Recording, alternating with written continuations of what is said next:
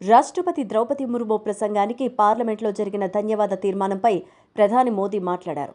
ప్రతిపక్షాలు ముఖ్యంగా కాంగ్రెస్పై ధ్వజమెత్తారు. 2 గంటలకు పైగా చేసిన ప్రసంగంలో విపక్ష నేతను అంశాల వారీగా ఏకిపారేశారు.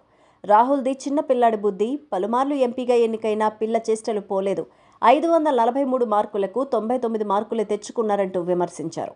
2024 లోక్సభ ఎన్నికలు కాంగ్రెస్ పార్టీకి 3వ అతిపెద్ద పరాజయమంటూ ఎద్దేవా చేశారు.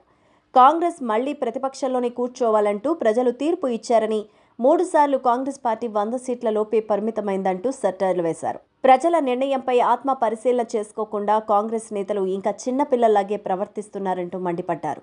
కాంగ్రెస్ నేతలు ఎన్డీఏను ఓడించామని భావిస్తున్నారు. 99 మార్కులు వచ్చాయని ఓ బాలుడు రాహుల్ గాంధీని ఉద్దేశిస్తూ సంతోషపడుతున్నాడు. కానీ వచ్చింది 100కు 99 మార్కులు కాదని, 543కి 99 మార్కులు వచ్చాయంటూ ఎద్దేవా చేశారు. ప్రపంచవ్యాప్తంగా ఈ దశాబ్దంలో భారత్ ఖ్యాతి పెరిగిందంటూ వివరించారు. రాష్ట్రపతి ప్రసంగంలో వికసిత్ భారత్ లక్ష్యాలు వివరించారని, ఏ దిశగా తమ ప్రస్థానం సాగుతోందంటూ స్పష్టం చేశారు.